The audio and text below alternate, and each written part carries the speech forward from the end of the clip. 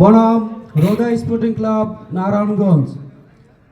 Quarter ফাইনালে তৃতীয় খেলা আহাদ স্পোর্টস একাডেমি বনাম রোদা স্পোর্টস নারায়ণগঞ্জ।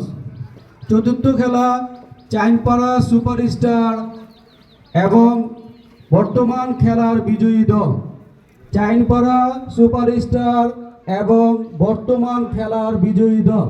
সব দলকে যথা সময়ের ভিতর প্লেয়ার লিস্ট জমা দেওয়ার জন্য অনুরোধ করা হলো।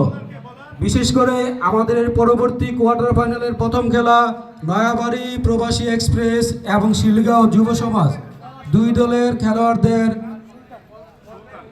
প্লেয়ার লিস্ট জমা দেওয়ার জন্য অনুরোধ করা হলো।